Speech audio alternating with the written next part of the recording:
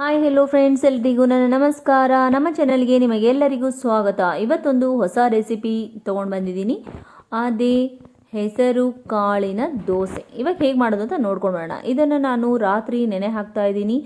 1 glass ಅಂದರೆ 1 ಲೋಟ ಹೆಸರು ಕಾಳು ಮತ್ತು ಅದರದ ಇವಾಗ 1 ಗ್ಲಾಸ್ ತೊಗೊಂಡಿದ್ದೀವಿ ಅಂದರೆ ನಾವು ಅದರದ್ದು 1/4 ಭಾಗನ ಅಕ್ಕಿನ ತೊಗೊಂಡ್ಬಿಟ್ಟು ನೆನೆ ಹಾಕಕ್ಕೆ ಬಿಡಬೇಕು. ಇಡೀ ರಾತ್ರಿ ನೆನೆದಿದೆ, ನೋಡಬಹುದು ನೀವು. ನೋಡಿ, ಈ ಥರ ನೆನೆದಿದೆ. ಇವಾಗ ಇದನ್ನು 2-3 ಸಾರಿನ ಇದನ್ನು ಚೆನ್ನಾಗಿ ತೊಳ್ಕೊಬೇಕು. ಇದು ತೊಳ್ಕೊಂಡು ಆದಮೇಲೆ ಇದನ್ನು ನಾವು ಮಿಕ್ಸಿ ಜಾರ್ಗೆ ಹಾಕಿ ರುಬ್ಕೋಬೇಕು. ಇವಾಗ ಹೇಗೆ ರುಬ್ಕೊಳ್ಳೋದು ಅಂತ ನೋಡ್ಕೊಂಡು ಬರೋಣ. ಇವಾಗ ಅಕ್ಕಿ ಮತ್ತು ಹೆಸರು ಕಾಳನ್ನು ನಾನು ಮಿಕ್ಸಿ ಜಾರ್ಗೆ ಹಾಕ್ತಾಯಿದ್ದೀನಿ. ಇಲ್ಲಿ ನೋಡಿ, ಇದು ತುಂಬಾ ಹೆಲ್ದಿಯಾಗಿರುವಂತಹ ರೆಸಿಪಿ ಮತ್ತು ಝಟ್ಪಟ್ ಅಂತ ಮಾಡಬಹುದು. ಇಲ್ಲಿ ನಾನು ಮಿಕ್ಸಿ ಜಾರ್ಗೆ ಹಾಕಿದ್ದೀನಿ. ಇದರಲ್ಲಿ ನೀವು ಖಾರ ನೋಡ್ಕೊಂಡ್ಬಿಟ್ಟು ಹಾಕ್ಕೊಳ್ಳಿ ಫ್ರೆಂಡ್ಸ್. ನಾನಿಲ್ಲಿ 2 ಹಸಿಮೆಣಸಿನ್ಕಾಯಿನ ಹಾಕ್ತಾಯಿದ್ದೀನಿ. ಹಾಗೆ ಸ್ವಲ್ಪ ಕೊತ್ತಂಬರಿ ಸೊಪ್ಪನ್ನು ಹಾಕ್ತಾಯಿದ್ದೀನಿ. ಆಮೇಲೆ ಸ್ವಲ್ಪ ಶುಂಠಿನ ಹಾಕ್ತಾಯಿದ್ದೀನಿ. ನೀವು ಬೇಕಂದರೆ ಬೆಳ್ಳುಳ್ಳಿ ಕೂಡ ಹಾಕೋಬೋದು. ನಾನಿಲ್ಲಿ ಬೆಳ್ಳುಳ್ಳಿನ ಬಳಸಿಲ್ಲ. ಹಾಗೆ ನಾವು ಪಾಲಕ್ ಸೊಪ್ಪನ್ನು ಹಾಕೋಬೋದು. ಇನ್ನೂ ಹೆಲ್ದಿ ಆಗಿರುವಂತಹ ಒಂದು ದೋಸೆ ಆಗಿಬಿಡುತ್ತೆ ಇದು. ಇದಕ್ಕೆ ನೀವು ಇದು ರುಬ್ಬಿಟ್ಟು ಇದರಲ್ಲಿ ಸೋಡಾ ಏನೋ ಹಾಕೋದಂಥ ಒಂದು ಅವಶ್ಯಕತೆ ಇಲ್ಲ. ಇವಾಗ ರುಚಿಗೆ ತಕ್ಕಷ್ಟು ಉಪ್ಪನ್ನು ಹಾಕಿ ಸ್ವಲ್ಪ ನೀರನ್ನು ಹಾಕಿಬಿಟ್ಟು ಇದನ್ನು ಚೆನ್ನಾಗಿ ರುಬ್ಕೋಬೇಕು ನುಣ್ಣಗೆ. ನೋಡಿ ಫ್ರೆಂಡ್ಸ್, ಈ ಥರ ಬಂದಿದೆ. ದೋಸೆಗೆ ನಾವು ಯಾವ ಥರ ಬ್ಯಾಟರ್ನ ಮಾಡ್ಕೋತೀವೋ ಅದೇ ಥರನೇ ಇದು ಕೂಡ ಮಾಡ್ಕೋಬೇಕು. ಆಮೇಲೆ ಇಲ್ಲಿ ನಾನು ಇದ್ರ ಜೊತೆ ತೆಂಗಿನಕಾಯಿ ಚಟ್ನಿನ ಮಾಡ್ಕೋತಾ ಇದ್ದೀನಿ. ತೆಂಗಿನಕಾಯಿ ಚಟ್ನಿ ಸೂಪರ್ ಆಗಿರುತ್ತೆ ಫ್ರೆಂಡ್ಸ್ ಇದ್ರ ಜೊತೆ ಕಾಂಬಿನೇಷನು. ಇಲ್ಲಿ ನಾನು 1 ಹಸಿ ತೆಂಗಿನಕಾಯಿನ ತೊಗೊಂಡಿದ್ದೀನಿ. ಅದನ್ನು ಸಣ್ಣದಾಗಿ ಹೆಚ್ಕೊಂಡ್ಬಿಟ್ಟು ಮಿಕ್ಸಿ ಜಾರ್ಗೆ ಹಾಕ್ತಾಯಿದ್ದೀನಿ. ಆಮೇಲೆ ಸ್ವಲ್ಪ ಶೇಂಗಾ ಬೀಜನ ಈ ಥರ ಹುರ್ಕೊಂಡ್ಬಿಟ್ಟು ಹಾಕೋತಾ ಇದ್ದೀನಿ. 1-2 ಚಮಚ ಅಷ್ಟೇ, ಜಾಸ್ತಿ ಬೇಡ. ಆಮೇಲೆ 3 ಮೆಣಸಿನ್ಕಾಯಿನ ಹಸಿಮೆಣಸಿನ್ಕಾಯಿ ಹುರಿದ್ಕೊಂಡ್ಬಿಟ್ಟು ಅದನ್ನು ಕೂಡ ಇದರಲ್ಲಿ ಸೇರಿಸ್ತಾ ಇದ್ದೀನಿ. ನೀವು ಖಾರ ಜಾಸ್ತಿ ಬೇಕಂದರೆ ಜಾಸ್ತಿ ಹಾಕೋಬೋದು. ಆಮೇಲೆ ಸ್ವಲ್ಪ ಹುರಿಗಡಲೆ ಹಾಕ್ತಾಯಿದ್ದೀನಿ. ಆಮೇಲೆ ಕೊತ್ತಂಬರಿ ಸೊಪ್ಪನ್ನು ಹಾಕ್ತಾಯಿದ್ದೀನಿ. ಆಮೇಲೆ ರುಚಿಗೆ ತಕ್ಕಷ್ಟು ಉಪ್ಪನ್ನು ಹಾಕಿಬಿಟ್ಟು ಆಮೇಲೆ ಹುಣಸೆ ಹಣ್ಣನ್ನು ನೆನೆಸಿರುವಂತಹ ಹುಣಸೆ ಹಣ್ಣನ್ನು ಹಾಕ್ತಾಯಿದ್ದೀನಿ. ಆಮೇಲೆ ಸ್ವಲ್ಪ ನೀರನ್ನು ಹಾಕಿಬಿಟ್ಟು ಇದನ್ನು ಚೆನ್ನಾಗಿ ರುಬ್ಕೋಬೇಕು.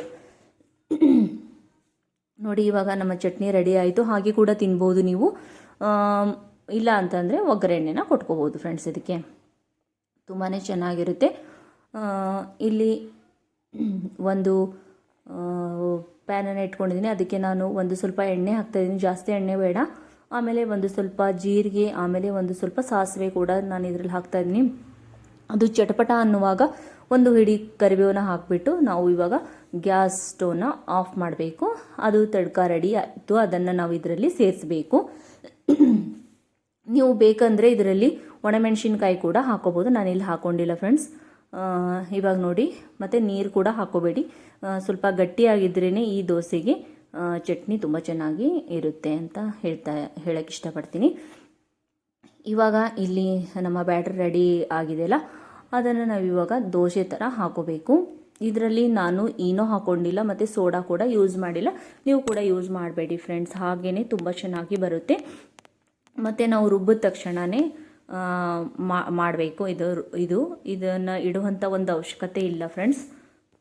ಇವಾಗ ಇಲ್ಲಿ ನಾನು ನಾನ್ ಸ್ಟಿಕ್ ಹಂಚನ್ನು ಇಟ್ಕೊಂಡಿದ್ದೀನಿ. ಅದಕ್ಕೆ ಸ್ವಲ್ಪ ನೀರನ್ನು ಸಿಂಪಡಿಸಿ ಅದನ್ನು ಟಿಶ್ಯೂವಿಂದ ಒರೆಸ್ಕೊಂಡ್ಬಿಟ್ಟು ಇದ್ರ ಮೇಲೆ ಇವಾಗ ನಾನು ಬ್ಯಾಟರ್ನ ಹಾಕಿಬಿಟ್ಟು ಇವಾಗ ಚೆನ್ನಾಗಿ ಈ ಥರ ಹರ್ಕೋಬೇಕು. ನಾವು ಯಾವ ಥರ ದೋಸೆನ ಮಾಡ್ತೀವಲ್ಲ ಅದೇ ಮೆಥಡೇ ಇಲ್ಲಿ. ನೋಡಿ,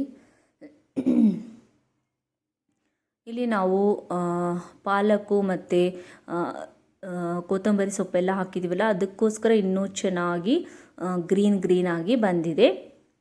ಆಮೇಲೆ ಇದ್ರ ಮೇಲೆ ತುಪ್ಪನಾದರೂ ಹಾಕ್ಕೊಳ್ಳಿ, ಬೆಣ್ಣೆನಾದರೂ ಹಾಕ್ಕೊಳ್ಳಿ, ಅಥವಾ ಎಣ್ಣೆ ಆದರೂ ಹಾಕ್ಕೊಳ್ಳಿ ಫ್ರೆಂಡ್ಸ್. ನಿಮ್ಗೆ ಯಾವ್ದು ಇಷ್ಟನೋ ಅದನ್ನು ಹಾಕ್ಕೊಳ್ಳಿ. ನನಗೆ ತುಪ್ಪ ಇಷ್ಟ, ನಾನಿಲ್ಲಿ ತುಪ್ಪನ ಹಾಕ್ತಾಯಿದ್ದೀನಿ. ನೋಡಿ, ಇಲ್ಲಿ 1 ಚಮಚ ಫುಲ್ ತುಪ್ಪನ ಹಾಕಿದ್ದೀನಿ. ಇವಾಗ ನೋಡಿ, ಕಲರ್ ಕೂಡ ಚೇಂಜ್ ಆಗ್ತಾ ಬಂತು. ಇದು ಎರಡು ಕಡೆ ಬೇಯಿಸೋ ಅಂಥ ಒಂದು ಅವಶ್ಯಕತೆ ಇಲ್ಲ. ಬೇಕಂದರೆ ನೀವು ಬೇಯಿಸ್ಕೋಬೋದು ಫ್ರೆಂಡ್ಸ್. ನೋಡಿ, ನಾನು ಒಂದೇ ಕಡೆನೇ ಬೇಯಿಸ್ಕೊಂಡಿದ್ದೀನಿ. ಎಷ್ಟು ಚೆನ್ನಾಗಿ ಬಂದಿದೆ ಅಂತ ಅಂದರೆ ಗ್ರೀನ್ ಆಗಿ ತುಂಬ ಪರ್ಫೆಕ್ಟಾಗಿ ಬಂದಿದೆ ದೋಸೆ. ಇದು ಮಕ್ಕಳಿಗೂ ಇಷ್ಟ ಆಗುತ್ತೆ. ಮಕ್ಕಳು ಸೊಪ್ಪು ತಿನ್ನಲ್ಲ, ಅದು ತಿನ್ನಲ್ಲ, ಇದು ತಿನ್ನಲ್ಲ, ಕಾಳು ತಿನ್ನಲ್ಲ ಅಂತ ಅಂತಾರೆ. ಅದಕ್ಕೋಸ್ಕರ ಇದು ಒಂದು ರೆಸಿಪಿ ಮಕ್ಕಳಿಗೆ ಲಂಚ್ ಬಾಕ್ಸಿಗೆ ಮಾಡಿಕೊಡ್ಬಹುದು, ಆಫೀಸ್ಗೆ ಮಾಡಿಕೊಡ್ಬಹುದು. ನೀವು ಮನೆಯಲ್ಲಿ ನಿಮಗೆ ನೈಟು ಬೋರ್ ಆದಾಗ ನೀವು ಮಾರ್ನಿಂಗ್ ನೆನೆಸಿಬಿಟ್ಟು ನೈಟ್ ಇದನ್ನು ರುಬ್ಬಿದ ತಕ್ಷಣವೇ ಮಾಡಬಹುದು. ತುಂಬ ಚೆನ್ನಾಗಿರುತ್ತೆ. ಒಂಥರ ಹೊಸ ರೆಸಿಪಿ, ಆಮೇಲೆ ಹೆಲ್ದಿ ಕೂಡ ರೆಸಿಪಿ ಇದು. ನೀವು ಕೂಡ ಒಂದ್ಸರಿ ಟ್ರೈ ಮಾಡಿ ನೋಡಿ ಫ್ರೆಂಡ್ಸ್. ಹಾಗೆ ಈ ರೆಸಿಪಿ ನಾನು ಕವಿತಾಸ್ ಕಿಚನ್ ಮೇಡಮ್ ಅವ್ರದ್ದು ನೋಡಿಬಿಟ್ಟು ಮಾಡಿದ್ದೀನಿ. ತುಂಬ ಚೆನ್ನಾಗಿ ಬಂತು madam. Thank you so much. ಈ ವಿಡಿಯೋ ನೀವು ಶೇರ್ ಮಾಡಿದ್ದಕ್ಕಾಗಿ. ನಾನು ಕೂಡ ಟ್ರೈ ಮಾಡಿ ನೋಡೋಣ, ಟೇಸ್ಟ್ ಹೇಗೆ ಬರುತ್ತೆ ಅಂತ ನೋಡೋಣ ಅಂತ ಮಾಡಿದೆ. ಬಟ್ ಪರ್ಫೆಕ್ಟಾಗಿ ಬಂದಿದೆ, ತುಂಬಾ ಚೆನ್ನಾಗಿ ಬಂದಿದೆ. ಎಲ್ಲರೂ ಇಷ್ಟಪಟ್ಟು ತಿಂತಾರೆ ಫ್ರೆಂಡ್ಸ್. ಇದು ಯಾರು ನನಗೆ ಬೇಡ ಅಂತ ಅನ್ನಲ್ಲ. ಫಸ್ಟ್ ಒಂದು ತೊಗೋತಾರೆ, ಆಮೇಲೆ 2-3 ತಿಂದುಬಿಡ್ತಾರೆ. ನೀವು ನೋಡಿ, ಟ್ರೈ ಮಾಡಿ ನೋಡಿ. ತಿನ್ನಲಿಲ್ಲ ಅಂದರೆ ಕಮೆಂಟಲ್ಲಿ ಹೇಳಿ ಫ್ರೆಂಡ್ಸ್. ಹಾಗೆ ನನಗೆ ಇದೇ ರೀತಿಯಾಗಿ ನೀವು ಸಪೋರ್ಟ್ ಮಾಡ್ತಾಯಿರಿ ಫ್ರೆಂಡ್ಸ್ ಅಂತ ಹೇಳ್ತಾ, ಆಮೇಲೆ ಈ ವಿಡಿಯೋ ಇಷ್ಟ ಆದರೆ ಲೈಕ್ ಮಾಡಿ, ಮತ್ತು ಕಮೆಂಟ್ಸ್ನಲ್ಲಿ ಹೇಗೆ ಬಂತು, ಹೇಗೆ ಅನ್ನಿಸ್ತು ಅಂತ ತಿಳಿಸಿ. ಆಮೇಲೆ ನನ್ನ ಚಾನಲ್ಗೆ ಸಬ್ಸ್ಕ್ರೈಬ್ ಮಾಡ್ಕೊಳ್ಳಿ ಫ್ರೆಂಡ್ಸ್. ಯಾರೆಲ್ಲ ಹೊಸಬ್ರು ನೋಡ್ತಾ ಇದ್ರು ಅವರೆಲ್ಲರೂ ನನಗೆ ಸಬ್ಸ್ಕ್ರೈಬ್ ಮಾಡ್ಕೊಳ್ಳಿ ನನ್ನ ಚಾನಲ್ಗೆ. ಹಾಗೆ ಇದೇ ರೀತಿಯಾಗಿ ನನಗೆ ಸಪೋರ್ಟ್ ಮಾಡಿ ಫ್ರೆಂಡ್ಸ್. ನೋಡಿ ಎಷ್ಟು ಚೆನ್ನಾಗಿ ಬಂದಿದೆ. ಪರ್ಫೆಕ್ಟ್ ಆಗಿರುವಂತಹ ಒಂದು ಹೆಸರು ಕಾಳಿನ ದೋಸೆನ ಇದು ಅಂತ ಅಂತಾರೆ. ಅಷ್ಟೊಂದು ಟೇಸ್ಟು ಚೇಂಜ್ ಇದೆ ಇದರಲ್ಲಿ, ತುಂಬ ಚೆನ್ನಾಗಿದೆ. ಆಮೇಲೆ ಇದ್ರ ಜೊತೆ ಇದೇ ಚಟ್ನಿನ ಮಾಡ್ಕೋಬೇಕು ಫ್ರೆಂಡ್ಸ್. ಬೇರೆ ಚಟ್ನಿನ ನೀವು ಮಾಡ್ಕೊಳ್ಳೋದೇ ಇಲ್ಲ, ಅಷ್ಟು ಚೆನ್ನಾಗಿರುತ್ತೆ ಇದ್ರ ಜೊತೆ. ಇದು ಚಟ್ನಿ ಪರ್ಫೆಕ್ಟ್ ಆಗಿರುತ್ತೆ. ನೋಡಿ ಎಷ್ಟು ಚೆನ್ನಾಗಿ ಬಂದಿದೆ ಅಂತ. ಹಾಗೆ ಮತ್ತಷ್ಟು ವಿಡಿಯೋಗಳೊಂದಿಗೆ ಸಿಗೋಣ, ಹೊಸ ರೆಸಿಪಿಗಳೊಂದಿಗೆ, ಹೊಸ ರುಚಿಯೊಂದಿಗೆ. ಇದೇ ರೀತಿಯಾಗಿ ನೀವು ಕೂಡ ಅಡುಗೆಗಳನ್ನು ಮಾಡ್ಕೊಳ್ಳಿ ಫ್ರೆಂಡ್ಸ್, ತಿನ್ಕೊಳ್ಳಿ.